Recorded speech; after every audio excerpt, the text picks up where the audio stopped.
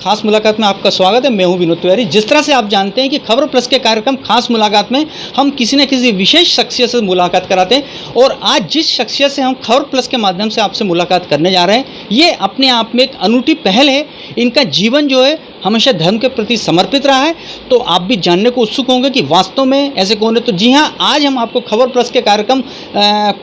शख्सियत में जिनसे मिलवाने जा रहे हैं खास मुलाकात में, उनका नाम है पंडित योगेंद्र महंत। ये पूर्व राज्य मंत्री का दर्जा प्राप्त हैं और काफ़ी इनने ऐसे काम किए हैं जो काफ़ी सराहनीय हैं। चाहे मैं सनातन धर्म की बात करूं या समाज की बात करूं, उनने कई काम ऐसे किए हैं जो इनके लिए विशेष एक दर्जा दिलाने का काम करते हैं। तो पंडित योगेंद्र महेंद्र जी मेरे साथ हैं, मैं उनसे जानने की कोशिश करता हूं और आज दर्शकों आपको ये भी बताएंगे कि किस तरह से इन्होंने अपना जीवन समर्पित कर दिया धर्म के कार्य में। मेरे साथ हैं पंडित योगेंद्र महेंद्र जी। आइए जानने की कोशिश करते हैं कि क्या कहना चाहते हैं वो अपने इस संघर्षमय जीवन के बारे में, जिसके बाद उनने एकदम इतनी जो है आगे तरक्की की और समाज में कई ऐसे काम किए जो आज एक अनूठी मिसाल बन गया। महेंद्र जी, आपका स्वागत है खबर प्लस में। सबसे पहले मैं यही जानना चाहता हूं कि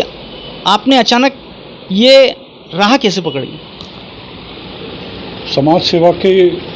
जो प्रेरणा है वो मुझे अपने माता पिता से मिली और उनके आशीर्वाद, उनके मार्गदर्शन में और प्रभु के आशीर्वाद से मैं इस क्षेत्र में मानव मात्र की सेवा के लिए, वो चाहे धर्म के हिसाब से हो, भागवत कथा के माध्यम से हो, निःशक्त जनों को जो आज हम दिव्यांग कहते हैं उन लोगों को ट्राइसिकल उपलब्ध कराना हो, उन लोगों को अन्य मदद पहुंचाना हो, उनके स्वास्थ्य के लिए, उनके रोजगार के लिए और विभिन्न समाज के गरीब तबके से लेकर युवाओं से लेकर महिलाओं के लिए कार्य करने की जो प्रेरणा है वो मुझे परिवार से मिली और उनके दिखाए मार्ग पर चलकर मैं इस अभियान में आज विशेष रूप से सामाजिक रूप से, जैसे सामाजिक परिचय सम्मेलन कराना हो, समाज में सामूहिक विवाह कराना हो या सामूहिक यज्ञोपवीत संस्कार के कार्यक्रम हो या समाज में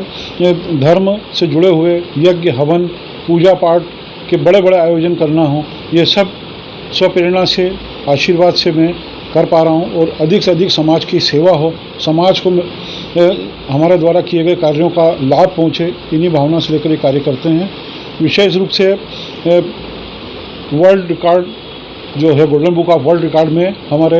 9 कार्य अभी तक दर्ज हो चुके हैं और 3 कार्य अभी हमारे उसमें हमारा दावा किया हुआ है, वो पेंडिंग है। तो आने वाले समय में उसमें भी हमारा वर्ल्ड रिकॉर्ड बनेगा। वो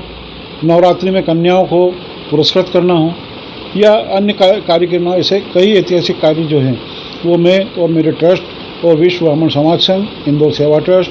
हो या अखिल भारतीय संत समिति हो, इन सब के माध्यम से हम समय समय पर करते रहते हैं। भाई, मेरा सवाल ये था, आपने ये विश्व ब्राह्मण संघ बनाया, क्या उद्देश्य था और इससे किस तरह से आपने जो है अभी कोरोना का जो है एकदम बड़ा बीमारी जैसा चला एक, लेकिन उस समय में आपने काफ़ी सराहनीय काम किए। थोड़ा हमारे दर्शकों को बताएं किस तरह से आपने मतलब लोगों की सहायता की। विश्व ब्राह्मण समाज संघ बनाने का हमारा उद्देश्य जो था वो ये है कि समाज के विभिन्न उपवर्ग, उन सब को साथ लेकर उन सब में रोटी बेटी का व्यवहार हो, उन सब में समरसता बने और सब मिलकर एक दूसरे की मदद करें ताकि सबका सर्वांगीण विकास हो। विशेषकर महिलाओं को प्रोत्साहन मिले, युवाओं को रोजगार मिले और जो सबसे बड़ी आज समस्या है, जो एक दूसरे के वर वधू को ढूंढने की जो समस्या है, परिचय सम्मेलन है, उनके आयोजन करके एक ही मंच पर हजारों वर वधुओं को, विवाह योग्य युवक युवतियों को एक मंच का उपलब्ध कराना जिस पर कि वो अपना जीवन साथी चुन सके। मैं अभी जब आपकी बायोग्राफी देख रहा था, मैं जब आपसे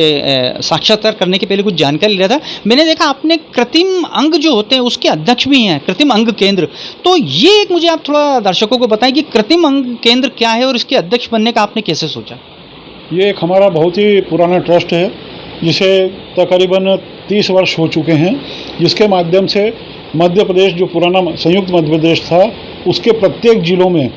सर्वे करके शासन के साथ मिलकर हमारा ट्रस्ट विकलांगों को, निःशक्तजनों को, दिव्यांगों को ट्राइसिकल वितरण कराता था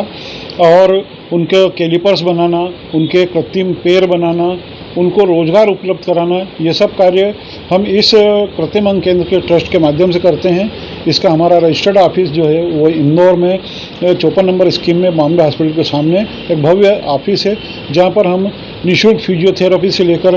बच्चों को रोजगार प्रशिक्षण से लेकर अन्य गतिविधियां वहाँ पर संचालित करते हैं। मैं जी एक सवाल मेरा और था, आपने कई वैवाहिक संबंध जो है युवक युवती के करवाए, जिसमें दहेज प्रथा का जो है आप लोगों ने विरोध किया, तो आपको क्या लगता है जब ऐसी पहल आपने की तो समाज में आपको किस तरह से उसका जो प्रतिक्रिया आई? निश्चित रूप से हमारे द्वारा जो दहेज विरोधी कार्य किए गए, समाज को जागृत किया गया और अन्य जो कुरीतियाँ थी समाज में, उनको जब हमने समाप्त करने के लिए समाज के सामने प्रस्ताव रखे, तो समाज के सभी वर्गों ने, वो चाहे सक्षम वर्ग हो, पढ़ा लिखा वर्ग हो या गरीब तबका हो, सभी ने हमें उस कार्य में सहयोग प्रदान करते हुए हमारा उत्साहवर्धन भी किया। दर्शकों मैं आपको बता दूं, जब अभी कोरोना जैसी बीमारी आई थी उस समय 3 महीने का लॉकडाउन रहा था। उस लॉकडाउन में हर तबके का ख्याल रखा गया, लेकिन मैं आपको बता दूं एक तबका ऐसा था जिसका किसी ने ख्याल नहीं रखा, वो था पुजारी संघ। जो मंदिरों के पुजारी होते हैं उनके सामने कई प्रकार की दिक्कत आ गई थी, क्योंकि इस बीमारी के चलते जो है मंदिर के पट बंद हो गए थे। लेकिन उस समय में महंत जी ने उन जो पंडा लोग थे, जो मंदिर के पुजारी लोग थे, उनकी बहुत ज़्यादा सहायता करी। और किस तरह सहायता करी ये मैं नहीं कह रहा हूँ, आप खुद महंत जी के मुख से सुनिए कि अगर इस संकट में उन्होंने पुजारियों की किस तरह से मदद की। निश्चित रूप से कोरोना वायरस जो महामारी का जो काल चला है, इसमें सबसे ज़्यादा प्रभावित जो वर्ग था वो था पुजारी, संत, साधु संत, महात्मा और मठों के मठाधीश। ये सब लोग काफ़ी प्रभावित थे, क्योंकि वे पहले दिन से ही मंदिर मठ सब लॉकडाउन में बंद कर दिए गए थे। तो वहाँ पर जो आने वाले जो धर्म प्रेमी जनता है, जो श्रद्धालु है, जो भक्तगण हैं, वो उनकी आते दर्शन करते और जो दान राशि जो देते थे, जो पूजन सामग्री चढ़ाते थे, उससे इन सब पुजारियों का अपना जीवन यापन चलता था, उनका परिवार का जीवन यापन चलता था। तो ऐसे समय में, संकट के समय में, हमने विचार करके इन सब पुजारी समाज हो, साधु हो, संत हो, इन सब को उनके मठों पर, उनके मंदिरों पर, उनके स्थान पर जाके उन्हें राहत सामग्री, जो भोजन सामग्री की है, वो पहुंचाई और उन्हें अन्य जो सुविधाएं जो हम दे सकते थे हमारे सीमित साधनों के माध्यम से, वो हमने उपलब्ध कराने की पूरी कोशिश की। दर्शकों मैं आपको बता दूं कि भारतीय जनता पार्टी की सरकार में महंत जी को जो है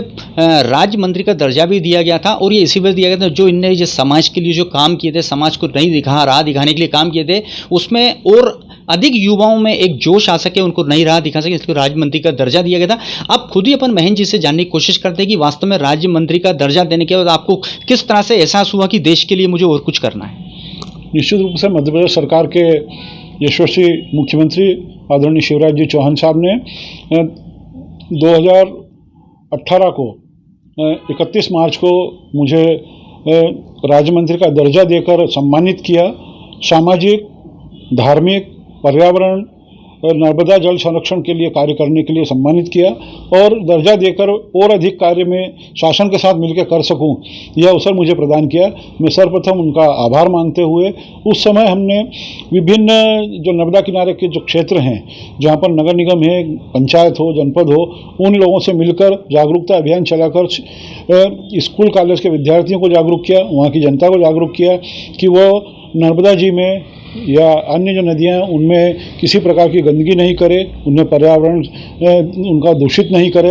और उस क्षेत्र में आसपास सघन वृक्षारोपण किया जाए, ताकि पर्यावरण भी सुरक्षित रहे और नर्मदा जी का और अन्य नदियों का जल स्वच्छ एवं निर्मल जल निर्बाध रूप से बहता रहे और आम जनता को पेयजल उपलब्ध होता रहे। इसी भावना से उस क्षेत्र में पूरा यह कार्य किया गया। मैं ये कार्यक्रम के अंत में मेरा एक सवाल आपसे था, आज के समय में सत्य की राह पर चलने में लोग बहुत कतराते हैं। चूँकि आप सत्य की राह पर चले, आपको वो मुकाम भी मिला, आपने लोगों की सेवा भी की, तो आज हमारी जनता के लिए आप क्या संदेश देंगे? सत्य की राह पर चलने में क्या कठिनाई आती है, लेकिन उसका परिणाम क्या होता है? निश्चित रूप से जब हम सत्य को लेकर, सत्य बात के लिए और समाज के हित के लिए जब कार्य करने निकलते हैं, तो हमें विभिन्न प्रकार की तकलीफ़ें, परेशानियां आती है। और मेरा पूरी प्रदेश की जनता से निवेदन है कि हमेशा सत्य और सच्चे कार्य करने के लिए अग्रसर रहें, समाज हित के कार्य करने के लिए अग्रसर रहें। कुछ तकलीफ परेशानियां आएगी, लेकिन अंततः गत्वा भगवान का आशीर्वाद रहता है कि हमेशा सत्य की विजय हुई है। तो दर्शकों आपने देखा, ये थे योगेंद्र महंत जी, जिन्होंने काफ़ी संघर्ष करने के बाद एक नई राह की पाई और नई राह में सेवा करने के बाद उनको उसका परिणाम भी मिला कि सरकार ने उनको राज्य मंत्री का दर्जा देकर नवाजा। तो दर्शकों, अगर हम अच्छा करेंगे तो उसका परिणाम भी अच्छा मिलेगा। खबर प्लस के कार्यक्रम खास मुलाकात में आज इतना ही। आगे हम खबर प्लस के कार्यक्रम में किसी और शख्सियत से मिलाएंगे। तब तक विनोद तिवारी को आगे दीजिए। नमस्कार।